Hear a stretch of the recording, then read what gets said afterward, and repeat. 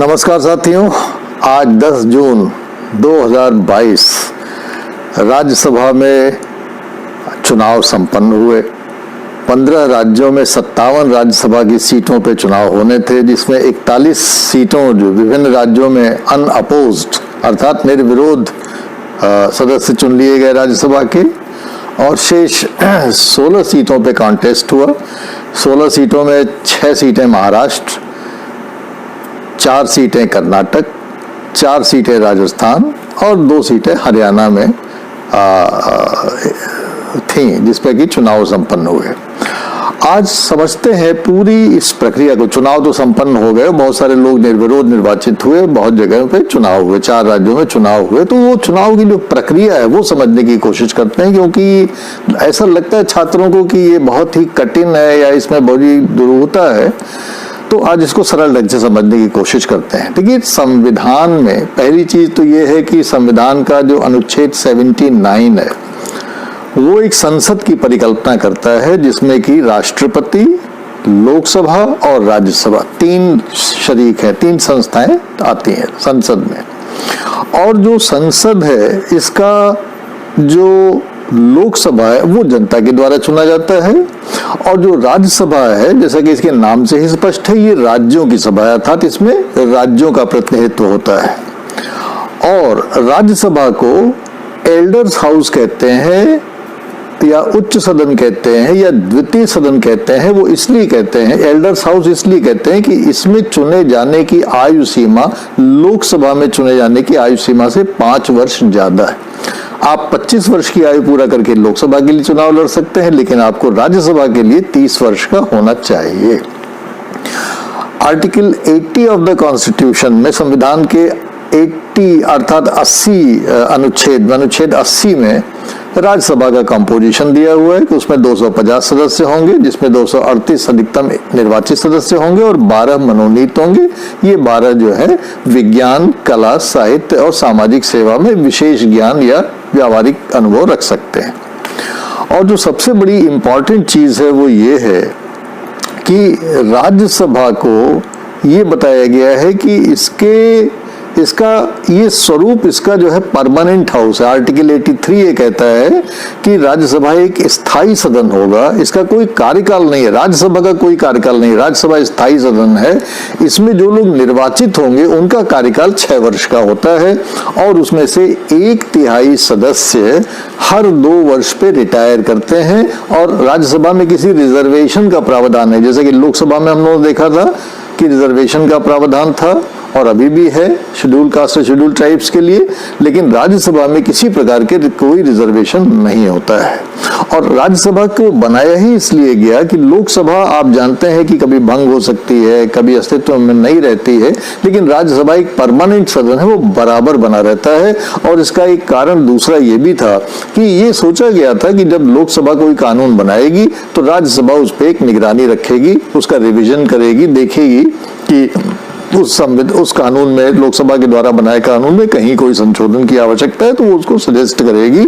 और इसीलिए राज्यसभा को लोकसभा के बिल्कुल बराबर शक्तियां दी गई हैं, केवल 2 चीजों को छोड़ के, अर्थात धन विधेयक पर, जिसको कि हम बजट कहते हैं, और सरकार को हटाने पे। राज्यसभा सरकार को हटा नहीं सकती और राज्यसभा बजट को नो नहीं कर सकती, बजट को निरस्त नहीं कर सकती। इस 2 चीजों के अलावा छोड़ के राज्यसभा को लोकसभा के बराबर शक्तियां दी गई। दूसरा महत्वपूर्ण बिंदु यह है कि जो राज्यसभा की 250 सीटें हैं, उसमें से 238 इलेक्टिव सीटें हैं, तो 238 सीटों का जो एलोकेशन है, आवंटन है, वो हमारे संविधान के 4थी अनुसूची में कर दिया गया है।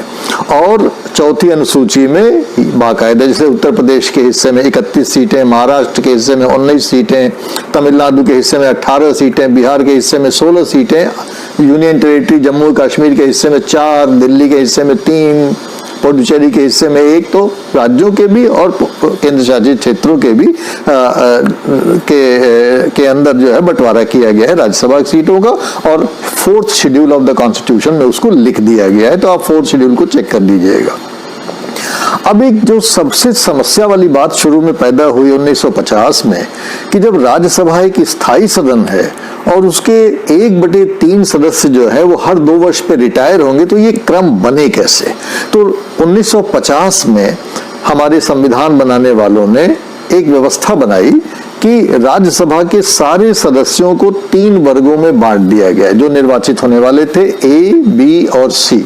उसमें से जो लोग ए ग्रुप में थे उनको 2 साल के बाद ही रिटायर कर दिया गया और कहा कि आपको फिर चुन लिया जाएगा, लेकिन अभी आप फिलहाल 2 साल पे रिटायर हो जाइए। तो एक क्रम बना कि 2 साल पे 1/3 लोग रिटायर हो गए।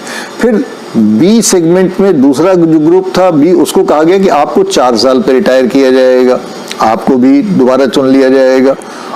और तीसरे को कहा गया कि आप तो पूरा 6 वर्ष का कार्यकाल पूरा करेंगे। तो शुरुआत में ही एक क्रम बना दिया गया कि 1/3 सदस्य हर 2 वर्ष पे राज्यसभा में रिटायर होने लगे, और जैसे ही वो रिटायर होते थे तो पूरे 1/3 सदस्यों का निर्वाचन हो जाता था। और इस प्रकार से एक क्रम बन गया कि राज्यसभा में हर 2 वर्ष पे 1/3 सदस्य चुने जाते रहेंगे। उसी का ये परिणाम है कि आज इतने राज्यों में 57 सीटों पे चुनावों की घोषणा हुई। अब राज्यसभा के चुनाव जो है लोकसभा से बिल्कुल अलग होते हैं। आइए इसको समझते हैं। जो इसकी गंभीर चीजें हैं उस पर केवल चर्चा करेंगे, और बहुत सी बातों पे हम लोग पहले चर्चा कर चुके हैं, उसको मैं एक्सक्लूड कर देता हूं। कई वीडियो मैंने राज्यसभा पे बनाए हैं, उसको आप देखिएगा मेरी प्लेलिस्ट में जाके। लेकिन आज हम लोग कुछ मूल बातों पे कि जो प्रक्रिया है राज्यसभा में चुनाव की वो क्या है।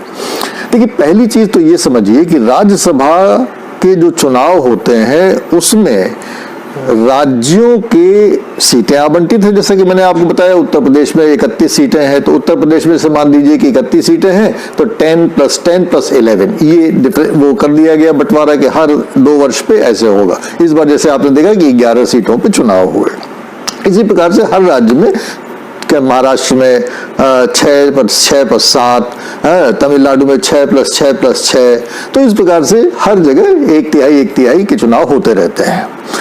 अब पहली चीज ध्यान में रखने की यह है कि राज्यसभा के चुनाव में जनता कतई भाग नहीं लेती। इसमें केवल आपके राज्य के जो एमएलए होते हैं, वो भी जो निर्वाचित एमएलए होते हैं, केवल वे ही भाग लेते हैं। जनता के द्वारा जो निर्वाचित होते हैं एमएलए, एमएलसी भाग नहीं लेते। उत्तर प्रदेश में एमएलसी भाग नहीं लेंगे, केवल एमएलए भाग लेंगे।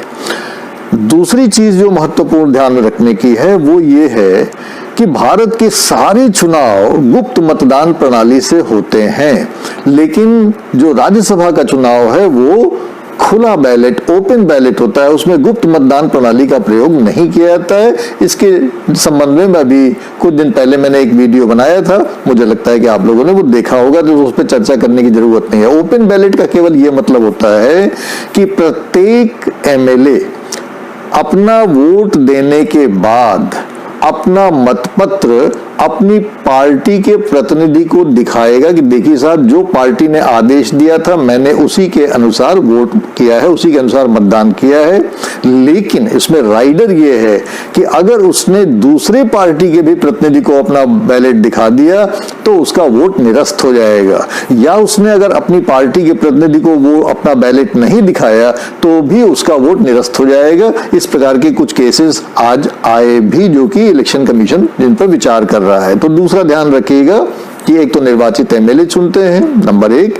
दूसरा कि ओपन बैलेट होता है। इसमें आप सीक्रेट बैलेट नहीं मेंटेन कर सकते। इसमें आपको अपने पार्टी के प्रतिनिधि को अपना दिखाना पड़ेगा कि आपने किसको वोट दिया है, पार्टी के अनुसार दिया है कि नहीं दिया है। ये अभी हाल में ही परिवर्तन हुआ, इसके लिए ऊपर समय नहीं वो करेंगे, क्योंकि ये ऑलरेडी हम लोगों ने एक वीडियो पूरा ओपन बैलेट पे बनाया हुआ है। तीसरी जो महत्वपूर्ण चीज है कि जो मतदान का सिस्टम है वो बिल्कुल अलग है, जो लोकसभा से एकदम अलग है। लोकसभा में हम लोग जानते हैं कि लोकसभा में सीक्रेट बैलेट भी होता है और first pass the post system, अर्थात सर्वाधिक मत पाओ और विजयी कहलाओ। जो भी निर्वाचन क्षेत्र में सबसे ज्यादा मत पाता है उसी को हम लोग विजयी घोषित कर देते हैं। लेकिन अगर मान लीजिए किसी उत्तर प्रदेश का जैसे एग्जाम्पल लेते हैं, उत्तर प्रदेश की विधानसभा में मान लीजिए कि भारतीय जनता पार्टी को बहुमत प्राप्त है और यहाँ पे 11 लोगों का निर्वाचन होना है, और अगर वही लोकसभा वाला सिस्टम अपनाया जाएगा तब तो 11 के 11 जो है राज्यसभा के सदस्य उत्तर प्रदेश से निर्वाचित हो जाएंगे, भाजपा के ही। तो ये सिस्टम नहीं अपनाया गया। क्या सिस्टम अपनाया गया है? यहां समानुपातिक प्रतिनिधित्व प्रणाली, प्रोपोर्शनल रिप्रेजेंटेशन सिस्टम अपनाया गया है। इसका क्या मतलब होता है कि जिस अनुपात में किसी पार्टी को विधानसभा में स्थान प्राप्त होंगे, जो अनुपात उनका एमएलएस का पूरे विधानसभा में है, उसी अनुपात में वो अपने प्रतिनिधि को राज्यसभा में भेज पाएंगे। तो अर्थात 11 हो के 11 हो भाजपा के नहीं जा पाएंगे, उसमें भाजपा का जो प्रतिशत होगा वो भाजपा ले जाएगी, शेष दलों का जो प्रतिशत होगा वो शेष दल ले जाएंगे। तो ये इसमें ध्यान रखने की चीज है कि लोकसभा से डिफरेंस है। चौथी महत्वपूर्ण चीज ये है कि वोट देने में प्रेफरेंशियल वोटिंग अर्थात वरीयता क्रम में मतदान होता है। मान लीजिए कि अगर उत्तर प्रदेश में तो मतदान हुआ नहीं, लेकिन राजस्थान में हुआ, महाराष्ट्र में हुआ, मान लीजिए कि वहां पे 4 लोगों को चुना जाना है और 5 लोग मैदान में है, 6 लोगों को चुना जाना है और 7 लोग या 8 लोग मैदान में है, तब क्या होगा? तब ऐसे में किसी भी मतदाता को अर्थात एमएलए को यह अधिकार दिया गया है कि वो जितने भी प्रत्याशी हैं उन सभी प्रत्याशियों को अपना मत दे सकता है, लेकिन वरीयता क्रम में, अर्थात उसको नंबर लिखना पड़ता है। जिस प्रत्याशी को वो सबसे पहला अपना प्रेफरेंस मानता है, वरीयता मानता है, उसके यहाँ 1 लिखेगा। जिस प्रत्याशी को वो दूसरी वरीयता पर रखना चाहता है वहां 2 लिखेगा। और इस प्रकार से वो चाहे तो केवल 1 लिख के छोड़ सकता है अपना बैलेट पेपर, या वो चाहे तो जितने भी प्रत्याशी हैं उन सबको वरीयता दे सकता है, 1 2 3 4 5 6 7 वगैरह के क्रम में जितने प्रत्याशी हैं। अगर 7 प्रत्याशी हैं तो 7 को वोट दे सकता है वरीयता क्रम में। इसको कहते हैं प्रेफरेंशियल वोटिंग या वरीयता क्रम में मतदान करना। और इसकी आवश्यकता भी हम जब मतगणना हम लोग डिस्कस करेंगे तो पड़ेगी और तब आपको समझ में आएगा।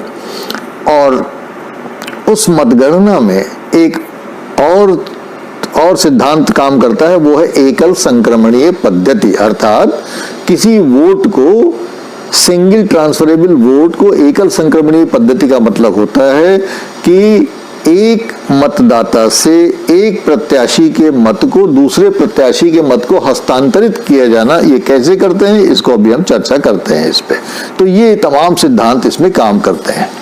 अब इस सारे सिद्धांतों को जब हम प्रयोग करते हैं तो हमें एक चीज ये बहुत इंपॉर्टेंट है कि हमें ये जानने की जरूरत है कि किसी भी प्रत्याशी को कितने मत मिले कि वो राज्यसभा का निर्वाचित सदस्य निर्वाचित हो जाए।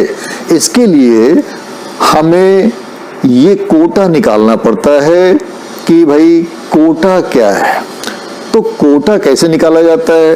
अब देखिए, अब यहाँ पे थोड़ा सा एक गंभीर बात समझने की है कि अगर एक सीट है केवल, अगर मान लीजिए कि इस बार तो कहीं भी राज्य में, हरियाणा में केवल 2 सीट थी, लेकिन एक सीट तो कहीं नहीं थी जहां भी चुनाव हुए 4 राज्यों में, जो महाराष्ट्र, राजस्थान, हरियाणा और कर्नाटक में जहां चुनाव हुए वो चारों जगह कहीं भी एक सीट नहीं थी। ये ध्यान रखिएगा कि अगर एक सीट होती है और वहां चुनाव होते हैं तो वहां पे हर एमएलए का जो वोट है उसकी वैल्यू केवल 1 होगी।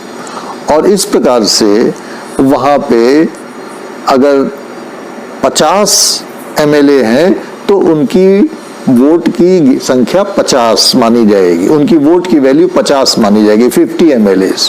और वहां पे जो कोटा होगा विजय के लिए, क्योंकि एक ही कैंडिडेट है, तो वहां पे कोटा होगा 50% + 1। अर्थात अगर 50 एमएलए हैं तो और एक सीट के लिए चुनाव हो रहा है तो किसी भी कैंडिडेट को जीत के लिए कितने वोट चाहिए? 50%। 50% कितना हुआ? 25, क्योंकि 50 एमएलए हैं, 50% हुआ 25 और उसमें 1 वोट जोड़ दीजिए तो 26। तो इस प्रकार से 50% + 1। ये ध्यान रखिएगा 51% नहीं होता है। अक्सर छात्रों को ये मुगालता हो जाए तो जल्दी में लिख देते हैं 51%। नहीं, वोट का फॉर्मूला क्या है? 50% + 1। अर्थात 50 का, अगर किसी राज्य में 403 मतदाता है, मान लीजिए जैसे उत्तर प्रदेश में 403 मतदाता है, तो उत्तर प्रदेश में 403 डिवाइडेड बाई 2, इससे जो है आपका निकल आएगा कि भाई कितने लोग हुए। तो आपने देखा कि 201.5 आएगा, तो पॉइंट को हटा दिया जाता है, तो 201 जो है यहाँ पे उसका मत हुआ और उसमें +1 जोड़ दिया जाएगा। तो उत्तर प्रदेश में तो करीब 11 लोग चुने जाते हैं या सामान्य रूप से 10 लोग चुने जाते हैं, तो वहां ये फार्मूला काम नहीं करेगा। जहां केवल एक कैंडिडेट होता है वहां ये फार्मूला काम करता है। 50% +1 that means the absolute majority. जिसको वो कोटा मिल जाता है वो जीते ही हो जाता है। जहां एक से ज्यादा सीटें होती हैं वहां पे जितने भी एमएलए होते हैं उनका वोट एक नहीं होता, उसमें 100 से गुणा कर दिया जाता है। अर्थात जैसे उत्तर प्रदेश का केस है, तो उत्तर प्रदेश में अगर 403 एमएलए हैं तो उत्तर प्रदेश के सभी एमएलए का वोट कितना होगा? 403 × 100, ये उनका टोटल वोट हो जाएगा। तो अर्थात एक एमएलए का वोट उत्तर प्रदेश में 100 माना जाएगा। एक एमएलए का वोट 403 एमएलए हैं और 403 एमएलए के हर एमएलए के वोट का वैल्यू जो है 100 है, तो 403 × 100 ये उसका वोट शेयर होगा, अर्थात 40,300। अब 40,300 यहाँ उत्तर प्रदेश के सारे एमएलए के वोट का वैल्यू हुआ। अब इनका कोटा कैसे निकाला जाए कि 11 लोग खड़े हैं तो कैसे चुनाव हो? मान लीजिए कि चुनाव होता तो कैसे होता, क्या होता? तो अब 40,300 में हम भाग देंगे कितने का? 11 + 1 का, अर्थात 12 का। जितनी सीटें हैं उसमें 1 जोड़ देंगे, तो यहाँ 11 सीटें हैं और अगर यहाँ चुनाव मान लीजिए 11 पे होते तो क्या होता? कोटा 40,300 में हम कितने का भाग देते? 11 + 1 अर्थात 12 का। तो हमारा भागफल जो भी आता 3358 के आसपास हमारा भागफल आता, और उस भागफल में हम 1 जोड़ देते हैं तो ये हो जाएगा 3359 अर्थात 3359। तो ये यहाँ का कोटा हुआ। जिस कैंडिडेट को भी यहाँ जीतना होगा उसको 3,359 वोट प्राप्त करने पड़ेंगे, और ये सबसे इंपॉर्टेंट चीज है कि ये कोटा है, उसको प्राप्त करना है। अब कोटा तय हो गया। अब जब कोटा तय हो गया तो काउंटिंग शुरू होती है। तो काउंटिंग, आइए देखिए क्या प्रोसेस है, और यहाँ पे वो सिंगल ट्रांसफरेबल वोट काम आएगा। जब काउंटिंग होती है तो काउंटिंग में मान लीजिए कि उत्तर प्रदेश का केस ले लेते हैं, मान लीजिए कि 11 कैंडिडेट्स हैं या 12 कैंडिडेट हैं या 13 कैंडिडेट हैं, सब पे चुनाव हो रहा है। तो अब यहाँ पे हमको क्या देखना है? इसमें यहाँ पे हमको देखना है कि किस कैंडिडेट को 3,359 मत मिल रहे हैं कि नहीं मिल रहे हैं, और काउंटिंग शुरू होती है। अब मान लीजिए सबके पहले प्रथम वरीयता के मतों के अनुसार गणना की जाती है। सबको जितने प्रथम वरीयता के मत मिले उसको सबके खाने में डाल दिया जाता है। 11 12 13 कैंडिडेट, जितने भी कैंडिडेट खड़े हों सबके खाने में डाल दिया जाता है, और जब उनको डाल दिया जाता है तो देखा जाता है कि वो 3,359 वैल्यू उसकी हो रही है कि नहीं।